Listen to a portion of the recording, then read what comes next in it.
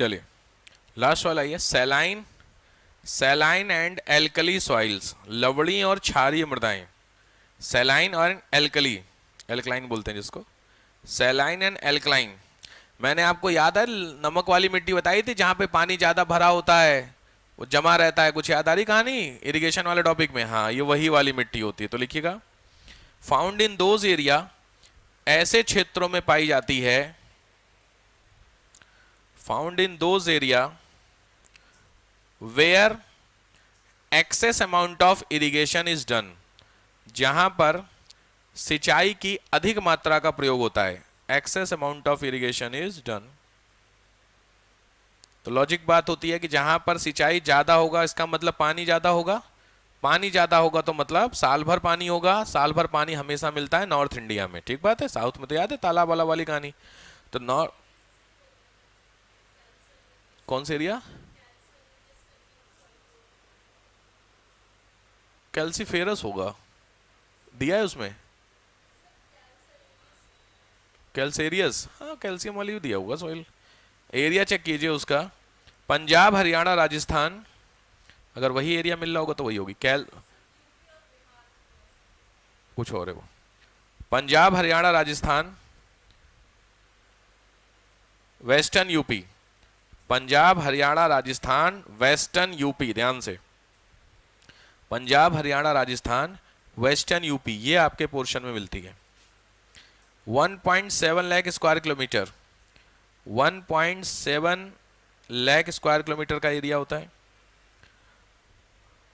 कल मैंने एक वर्ड यूज किया था, कैपिलरी एक्शन, कुछ याद आ रहा है? लीचिंग प्रोसेस है कैपिलरी वाला, जिसमें ऊपर से नीचे, नीचे से ऊपर जाता है। हाँ, उसकी जरूरत पड़ेगी, ध्यान से। सबसे इंपॉर्टेंट है, लिखिए लोकल नेम, लोकल नेम। इस मिट्टी के स्थानीय नाम क्या होते हैं? तो स्थानीय नाम ध्यान से लिखिए, रेह, REH, रेह। दूसरा है कल्लर, KALLAR, कल्लर। थर्ड है ऊसर, OOSAR।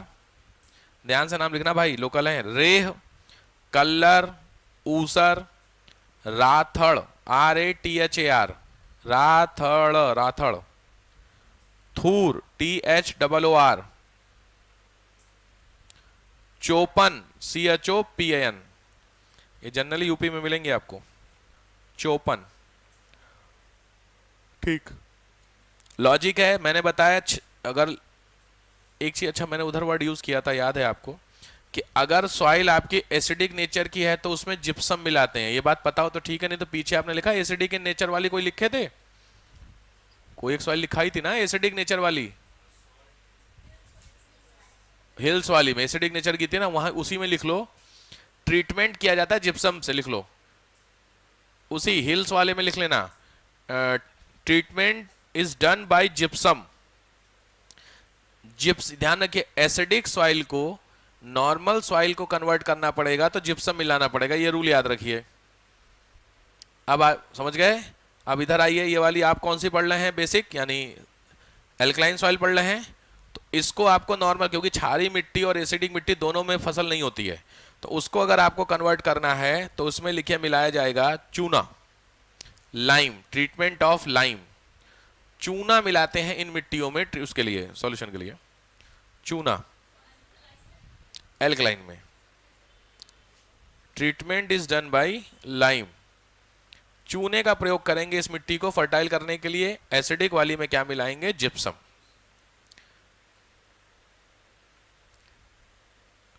पता नहीं क्यों पूछा हुआ है, देख लीजिए। लैक ऑफ नाइट्रोजन, एक ही क्वेश्चन आ रखा है इसमें, नाइट्रोजन इसमें नहीं मिलती है। लैक ऑफ नाइट्रोजन, इसमें नाइट्रोजन नहीं मिलती है। ओके, ये इंपॉर्टेंट है, ध्यान रखिए, क्योंकि यूपी पीसीएस में क्वेश्चन बनेंगे इसके। यूपी में क्वेश्चन आ रखे हैं तो लिखिएगा कौन कौन सी इसमें मिलती हैं क्रॉप्स। तो बरसीम जानते हो तुम लोग? बरसीम गांव वाले लोगों को पता होगा, बरसीम आप लोगों ने नहीं देखी है, गांव देहात गए होंगे। जानवर जो होते हैं गांव में, काऊ हो गई, बफेलो, ये सब जो इनका जो फॉर्डर में काम आता है, वो फॉर्डर बहुत कॉमन होता है, बरसीम, जाओ बरसीम होता है, ठीक है, पालक जैसा होता है, तो उसको काट करके ले आओ, तो वो गांव में बहुत कॉमन होता है, तो वो बरसीम पता है तो अच्छी बात है, नहीं तो लिख लीजिए बरसीम, BARS बरसीम, धान पैडी, गन्ना सुगरकेन। अब जो मैं क्रॉप दे रहा हूं ध्यान रखना, ये चारों क्रॉप सैलाइन स्पेशलाइज्ड कॉइल होती है, मतलब जहां पे सैलाइन होती हैं वहीं पे स्पेशली उगती हैं। ये पहला है आंवला, आंवला, आंवले को आंवला ही बोलते होंगे, इंडियन जूसबेरी, गूसबेरी, भैया आंवला। दूसरा है फालसा, फालसा सुना है? फालसा सुना होगा आप लोगों ने, जो हल्के से व्हाइट रेड कलर के गोल गोल अचार वगैरह पड़ते हैं जिसके। कोई दिक्कत नहीं, सुना था फालसा लिखो फिर, आता है, बेचने उचने भी आता है, वो सर पे डलिया रख करके नहीं फालसा।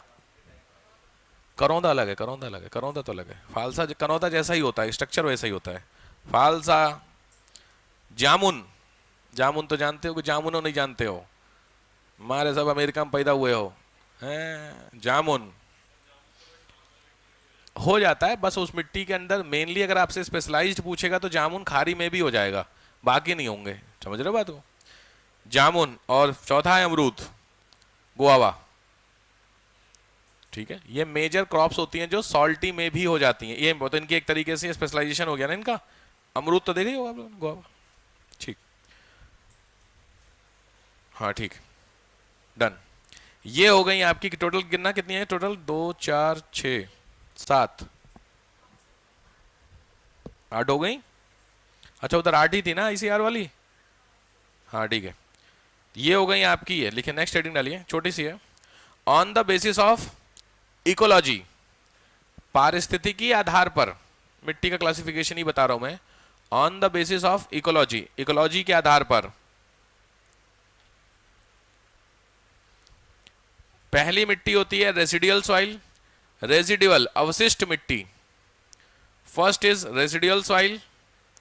रेसिडुअल का मिट्टी, ध्यान रखिए एक चीज समझिए, जो मिट्टी होती है वो बनती कैसे है? सबसे पहले किसी एरिया में क्या होगी? रॉक, वो रॉक टूटेगी, टूट करके उस रॉक का जो पाउडर होगा वो उस जगह जमीन पे गिरेगा। अब वो पाउडर या तो वहीं रहेगा या वहां से उड़ के या पानी से चला जाएगा। ये तो दो ऑप्शंस हैं। तो अगर वो रॉक का पाउडर वहीं रह गया तो वही रॉक का पाउडर धीरे धीरे कन्वर्ट होता है सॉइल में। ठीक है, तो ये जो पहली वाली सॉइल है इसमें रॉक पाउडर मूव नहीं करता है। लिखिए, the soil which is made on the same spot, ऐसी मिट्टी जो बनने के स्थान पर ही मिले। The soil which is made on the same spot residual soil कहलाती है, अवशिष्ट मिट्टी कहलाती है। जहां मिट्टी बन रही है वो वहीं की मिट्टी है। ठीक, दूसरी होती है ट्रांसपोर्टेड सॉइल, वाहित मिट्टी, वाहित, वाहित मिट्टी, बहने वाली। लिखो, मूवेबल सॉइल इसी को बोलते हैं, बहकर जाने वाली, मूवेबल सॉइल। थर्ड होती है, ध्यान से, ये बहकर जाने वाली है, हवा वाली नहीं, हवा वाली अलग है। हवा वाली को बोलते हैं इओलियन, EOI, इओलियन, EOILAN। ओलियन का मतलब होता है वातोड़ मिट्टी, वातोड़। ये लिखो बाई एयर। तो जो मिट्टी उड़ करके जाती है वो ये है, जो बह करके जाती है वो है जो मैंने आपको बताई, पहली वाली, दूसरी वाली। और इसी में लास्ट होती है वो है कॉल्यूवियल, COLLUVIAL, कॉल्यूवियल सॉइल।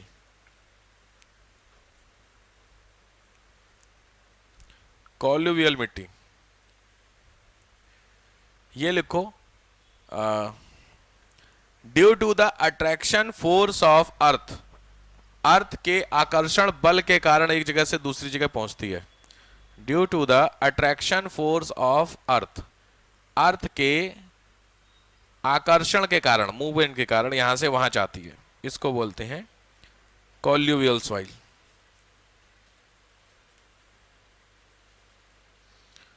अच्छा, मिट्टी, मिट्टी की समस्याएं सब याद है? कुछ हो रखा था ना, सॉइल इरोजन, मैंने लिखने उखने के भी कुछ दिया हुआ था ना, ऐसे ऐसे कुछ दिया था।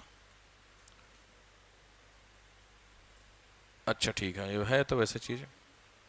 अच्छा, इकोनॉमी में था, हाँ वो सेम ही चीज चल रही है ना, एग्रीकल्चर, अच्छा उसमें भी चल रहा है ना। लास्ट हेडिंग डालिए सॉइल कंजर्वेशन, सॉइल के टॉपिक में, फिर नेक्स्ट लेक्चर से वेजिटेशन करेंगे हम लोग। सॉइल कंजर्वेशन, मृदा संरक्षण। मिट्टी को उजाड़ना तो आपने पूरा पढ़ लिया, अब मिट्टी को बचाना है, कंजर्व करना है। सॉइल इरोजन तो पूरा ही पढ़ लिया आपने, कैसे खत्म होती है। तो मिट्टी को अगर आपको बचा के रखना है तो बचा के रखने के लिए कौन कौन से तरीके अपनाए जा सकते हैं, क्या लगता है? अच्छा साहब, एफॉरेस्टेशन साहब, और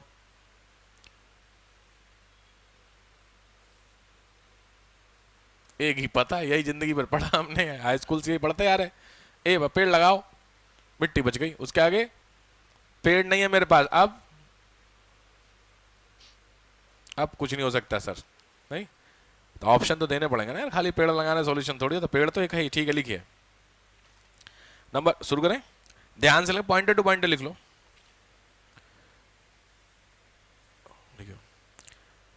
मोर than 25% slope, more than 25% slope, 25% से ज्यादा ढाल, dash, no farming, no farming, कोई खेती नहीं। 25 डिग्री से ज्यादा अगर ढाल होता है, 25 डिग्री समझ गए आप लोग, हाँ, उससे ज्यादा ढाल अगर होता है तो वहां पे खेती नहीं होनी चाहिए, ऐसा रूल होता है, क्योंकि मिट्टी बह करके चली जाएगी, ठीक है। इसका मतलब होता है स्टेप फार्मिंग कुछ इस तरीके की होती होगी, तो लिखिए दूसरा स्टेप फार्मिंग, सीढ़ीदार खेती, सीढ़ीदार खेती। नेक्स्ट, स्टेप फार्मिंग समझते हैं सब लोग। नेक्स्ट, कंट्रोल ऑन ग्रेजिंग, चराई पर नियंत्रण। ग्रेजिंग, ग्रेजिंग से मिट्टी बहुत ज्यादा खराब होती है। चराई में आपने देखा होगा जो जानवर होते हैं जब वो चरने जाते हैं तो वो जब खाना कोई चीज घास को खाते हैं तो ऊपर ऊपर से काट देते हैं। तो दो चीजें, एक तो कई बार वैसे करके निकाल देते हैं मुंह से, तो वो रूट के साथ पूरा बाहर आ जाता है, जितना खाना होता खाए, बाकी तो खराब हो गई मिट्टी। दूसरी चीज, उनके जो पैर होते हैं वो चलेंगे तो उससे भी खराब होगी कि नहीं होगी। तो ये दोनों चीजें नुकसान करते हैं, ओवर ग्रेजिंग नहीं होनी चाहिए। नेक्स्ट,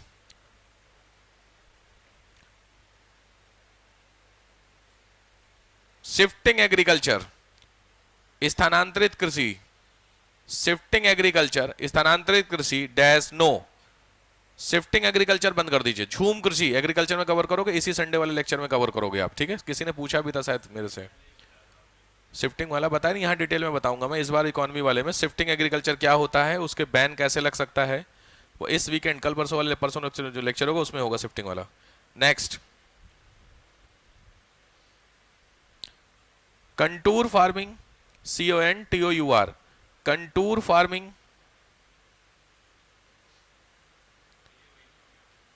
उसी में लिखते चलो, स्टेप का ही तरीका होता है। बॉर्डर क्रॉप, बॉर्डर क्रॉप उगाना, सीमा फसल बोलते हैं, बॉर्डर क्रॉप्स होती है। बॉर्डर क्रॉप का मतलब होता है जो आपका खेत होता है, उस खेत के जो आपका फार्म है या जो जो भी लैंड है, उसके चारों तरफ बॉर्डर बॉर्डर पे ये क्रॉप उगा दो, तो जो हवा ते ये ना थोड़ी सी इस तरीके की कॉम्प्लेक्स टाइप की होती है। अरहर बहुत कॉमन होती है बॉर्डर क्रॉप, अरहर का पेड़ देखा है, ठीक। तो जिन लोगों ने उनको पता, अरहर जो फसल होती है वो ज्यादा थोड़ी सी ना स्पेस कम होता है, कॉम्प्लेक्स टाइप की होती है, झाड़ी टाइप की होती है। तो जितने भी चारों तरफ अगर बॉर्डर लगाते हैं तो हवा तेज चलेगी तो मिट्टी उड़ करके जब जाएगी तो उससे टकरा के वहीं रुक जाएगी। अगर आपने बॉर्डर पे क्रॉप नहीं तो मिट्टी उड़ करके चली जाएगी कि नहीं चली जाएगी, तो वो मिट्टी को रोकने के लिए बॉर्डर क्रॉप होती है, ठीक है। तो वो उसका यूज करेंगे तो भी मिट्टी की क्या बची आपकी, फर्टिलिटी। तो बॉर्डर क्रॉप एग्जांपल लिख लो, अरहर। अरहर बहुत इंपॉर्टेंट है, गरीब आदमी का अरहर सोना होता है, किसान का अरहर की फसल बहुत ज्यादा काम आती है। उसकी फली जो होती है, उसकी जो लकड़ी होती है, उसकी दाल होती है, सब बहुत काम आती है। नेक्स्ट, मिक्स्ड फार्मिंग, मिश्रित कृषि, कुछ याद आ रहा है? क्रॉप रोटेशन, कुछ कुछ सब बनना है, लिखते चलिए। क्रॉपिंग पैटर्न याद आ गया कुछ, लिखवाया था सीरीज, उसी तरीके से क्रॉप रोटेशन, क्रॉप रोटेशन,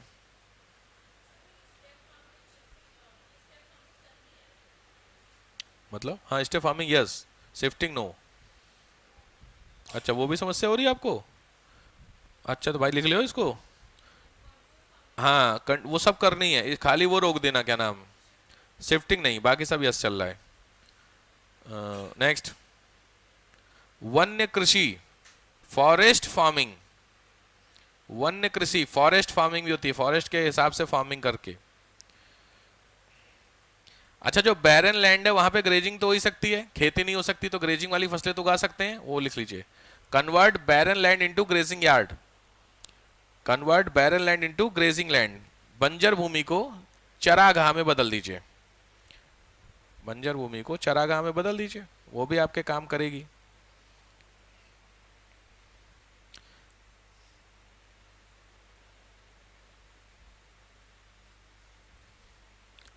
इसके लिए भारत में एक इंस्टीट्यूट है जो बेसिकली काम करता है मिट्टी के लिए, उसका नाम है सेंट्रल सॉयल कंजर्वेशन बोर्ड, केंद्रीय मृदा संरक्षण board, central soil conservation board, केंद्रीय मृदा संरक्षण बोर्ड, दिल्ली।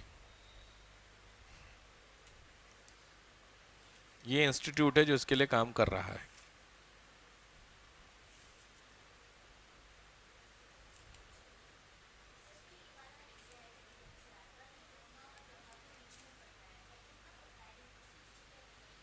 बीच में पड़ता है ना, इसलिए यमुना और देखो दो अलग अलग रिवर दो अलग अलग जगहों से निकल रही हैं, तो अपने साथ कौन सी वाली रॉक्स लेकर के आ रही है। सिंगल अगर कभी भी एक रिवर है वो अपने साथ जो रॉक्स लेके आएगी तो वहाँ का जो लैंड होगा वो एक तरीके से ऑप्टिमम हो चुका होगा उस पर्टिकुलर रॉक्स के लिए। लेकिन जब दोनों के बीच का एरिया है तो हाइब्रिड हो गया एक तरीके से। तो यमुना वाली रॉक्स एक लेयर बिछी, उसके ऊपर गंगा की रॉक्स की लेयर बिछ गई, तो क्रॉप्स कौन सी उगाओगे आप। हो सकता है यमुना उस तरीके की क्रॉप्स लेकर के आती हो, रॉक्स लेके आती होगी जो एक्स लेके आई मान लो, तो एक्स के लिए जैसे ही प्लांट आपका तैयार हुआ वैसे ही आपकी गंगा लेकर के वाई ले आई, बिछ गई। तो दिक्कत को तो प्लांट आपका जो तैयार हो रहा था वो एक्स रॉक्स के हिसाब से हुआ होगा, लेकिन उसके ऊपर नई लेयर किसकी होगी, वाई की होगी, तो वो प्लांट गड़बड़ा गया। समझ रहे हो? तो दोआब का एरिया कभी भी डेवलपमेंट नहीं माना जाता है।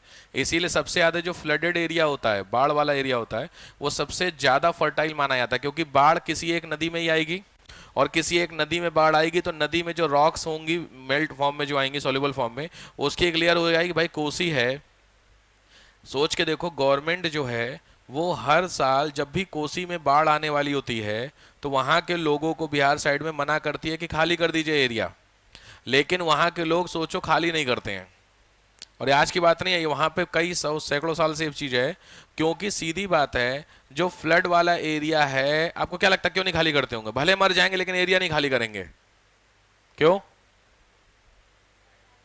भाई? सिंपल, सबसे इंपॉर्टेंट फर्टिलिटी है, क्योंकि आपको कुछ नहीं करना है, पानी आपको बाढ़ से मिल गया और उस पानी ने अपने साथ क्या लेके आई, रॉक्स, वही मिनरल्स, उस मिनरल्स को जमीन पे बिछा दिया, तो तुमको उर्वरक यानी फर्टिलाइजर मिल गया, पानी मिल गया, और क्या चाहिए तुमको, फ्री में फसल होगी कि नहीं होगी। भाई सिंपल है, बस तुमको खाली बीज लगाने, बीज जहां तुमने सीड लगाए मुश्किल से 3 महीने के अंदर फसल तैयार, क्यों, और सबसे ज्यादा फर्टाइल होगी क्योंकि बिल्कुल ताजी मिनरल्स वहां पे ला करके बिछे हैं कि नहीं बिछे हैं। तो अगर इतना फायदा मिल रहा है तो थोड़ा बहुत तो रिस्क लिया जा सकता है ना, ये चक्कर है। तो इसीलिए हर साल सोचो फ्लड एरिया में लाख, आपने सुना हजारों लोग मर गए, भला बार सैकड़ों लोग मर गए, लेकिन उसके बाद भी लोग खाली नहीं करते, रीजन आपके सामने, समझ रहे हो।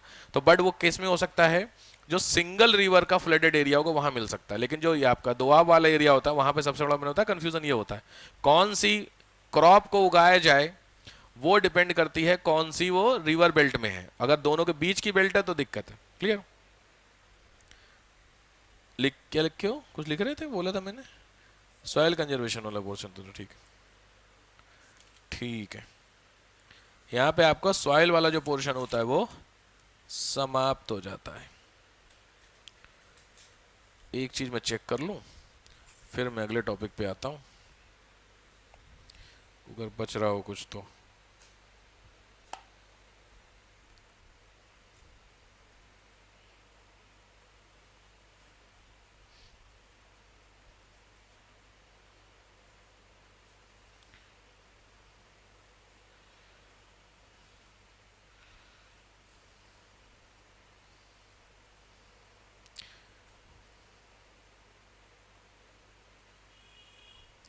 क्योंकि सॉइल कंजर्वेशन पे ना क्वेश्चन उठे हैं मृदा संरक्षण के, उसमें थोड़ा सा और लिख लो सॉइल कंजर्वेशन वाले में ही। Terrace farming, terrace farming, terrace farming समझते हैं आप लोग? हाँ, टेरेस फार्मिंग, इसको टेरेस खेती बोलते हैं। कंटूर हो गया होगा। शेल्टर बेल्ट, शेल्टर बेल्ट आश्रय मेखला, आश्रय मेखला, ये विंड इरोजन के अगेंस्ट में लगाई जाती है, जो हवा उड़ा करके ले जाती मिट्टी, उसी के लिए। ठीक, next forest conservation, crop rotation. Agro forestry हो गया था। एग्रो फॉरेस्ट्री, एग्रो फॉरेस्ट्री ऐसी फसलें उगाना जो फॉरेस्ट्री का भी काम करेंगे और एग्रीकल्चर में भी काम करेंगे, उसको बोलते हैं। नेक्स्ट ग्रास प्लांटिंग इन फील्ड, इंपॉर्टेंट है। ग्रास प्लांटिंग इन फील्ड्स, खेत में घास लगाना। खेतों में अगर आप ग्रास लगाएंगे ना, तो जो आपकी क्रॉप होगी, घास की जो जड़ होती है थोड़ी पकड़ के रखती है, ठीक है, तो मिट्टी को पकड़ के रखेगी, थोड़ी सी कस के रखेगी, वो इस सेंस में है। कंट्रोल ऑन वेटलैंड, दलदल पर नियंत्रण। कंट्रोल ऑन वेटलैंड, दलदल पर नियंत्रण।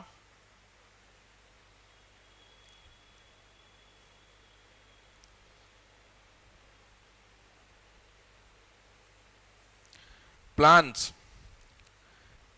प्लानिंग गवर्नमेंट की तरफ से जो जो है इस पे प्लानिंग, मृदा संरक्षण, मिट्टी के कंजर्वेशन को लेकर के जो जो प्लान है, मैं आपको डेटा दे देता हूं पहले तो प्लानिंग के लिए। 97.8 million hectare, 97.8 million hectare area है जो थोड़े से इफेक्टेड है। 97.8 मिलियन हेक्टेयर इफेक्टेड है। इसमें सबसे ज्यादा राजस्थान, महाराष्ट्र, गुजरात और तेलंगाना, 4 स्टेट। राजस्थान, महाराष्ट्र, गुजरात, तेलंगाना, ये 4 स्टेट सबसे ज्यादा।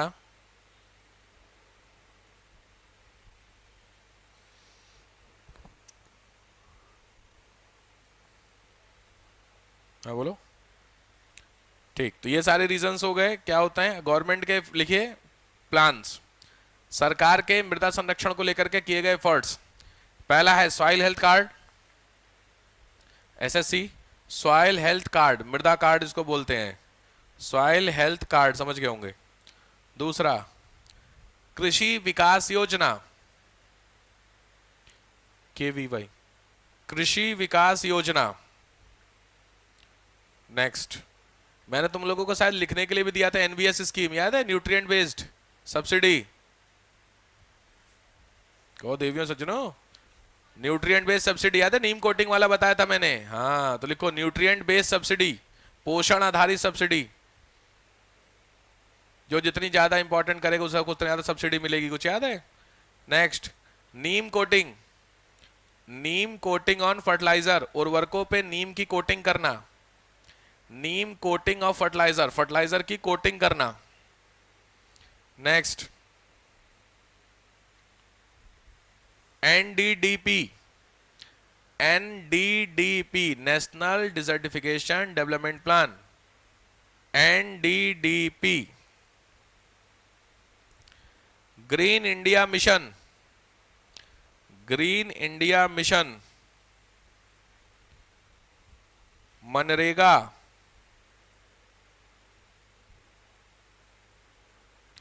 ध्यान से कैंपा फंड लिखना, CAMPA कैपिटल में, CAMPA कैंपा फंड।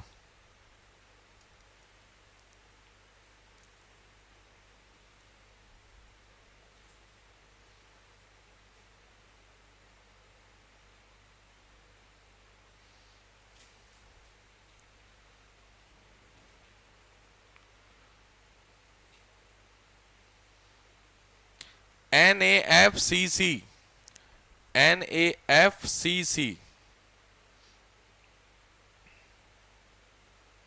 ये यूएन का एक फंड है और बहुत कॉमन चीज है। कम्युनिटी पार्टनरशिप, सामुदायिक भागीदारी, सामुदायिक भागीदारी, लोगों को क्या करना, deal with the plastics, plastic से डील करना, निपटना। एक इंपॉर्टेंट है, लिखो सॉइल मैपिंग, सॉइल मृदा मानचित्रण, सॉइल मैपिंग, कौन सी मिट्टी कहां बेहतर है, कहां पे कर सकते हैं उसको। और लास्ट इसका हुआ HYV, HYV समझ गए, हाई यील्ड वैरायटी सीड्स लाएंगे तो मिट्टी ऑटोमेटिकली क्या करेगी, ग्रो करेगी आपकी। ठीक है साहब, यहां पे आपका मिट्टी वाला जो पोर्शन होता है वो समाप्त होता है। 11 बज गए, चलिए वापस आ जाइए। आपका जो चल रहा था करंट अफेयर, निकाल लीजिए।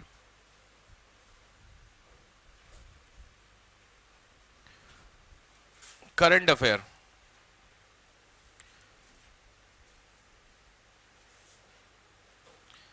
मुझे कोई व्यक्ति डेट बता दे लास्ट। हाँ भैया,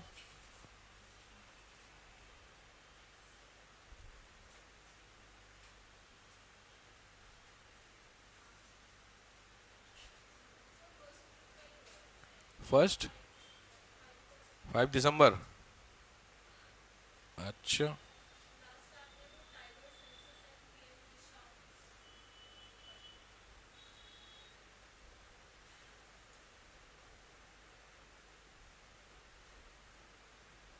international day of memorial honour of victim of crime of genocide, ये नहीं हुआ था।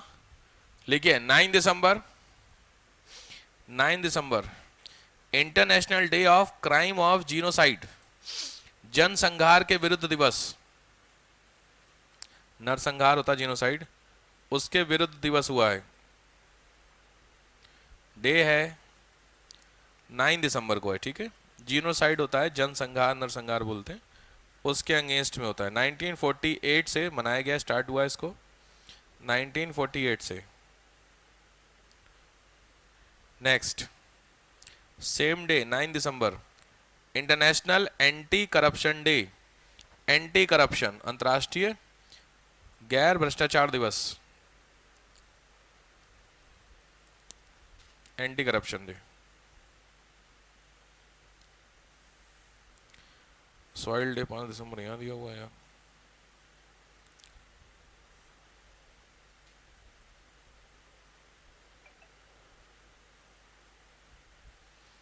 राहुल नेवरकर, राहुल नरवेकर, NARVEKR, नरवेकर, महाराष्ट्र असेंबली के स्पीकर, महाराष्ट्र असेंबली के स्पीकर। ये क्वेश्चन क्यों पूछा है भाई, कोई नहीं, लिखो भाई।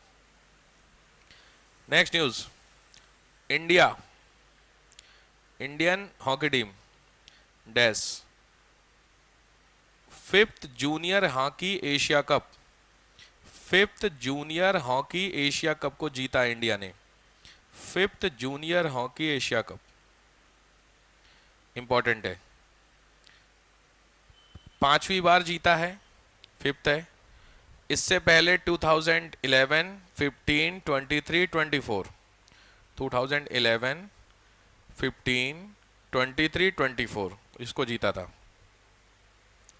हराया है अपने पड़ोसी को, जिसके साथ थोड़ा माहौल चल रहा है, पाकिस्तान को 5-3 से। कहाँ हुआ है? मस्कट में, ओमान। मस्कट ओमान में हुआ है ये आपका।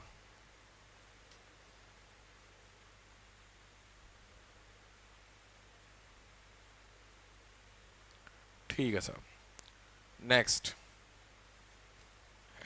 Anti drone unit, anti drone unit that's first time in India. Bharat में पहली बार एंटी ड्रोन यूनिट एक आर्मी में बनाई जाएगी। जो सामने वाले कंट्री अगर ड्रोन से अटैक करते तो उसको रोकने के लिए एक यूनिट बनेगी, एंटी ड्रोन यूनिट इंडिया में, BSF के अंदर होगी। नेक्स्ट, नेब्रांस्का, नेब्रांस्का USA में है, NEBRANSHK, नेब्रांस्का डैश 6 दिसंबर को हर साल वहां महात्मा गांधी मेमोरियल डे मनाया जाएगा, महात्मा गांधी की याद का दिवस। नेब्रांस्का USA।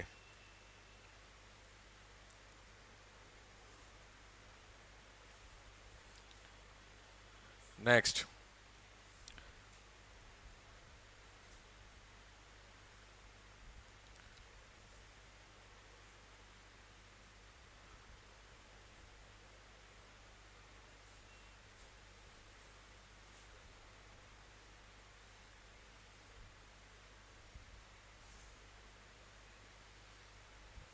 अच्छा, SBI का मुंबई ब्रांच, एसबीआई के मुंबई ब्रांच में एआई यूनिट सेट की गई है, एआई यूनिट सेट की गई है।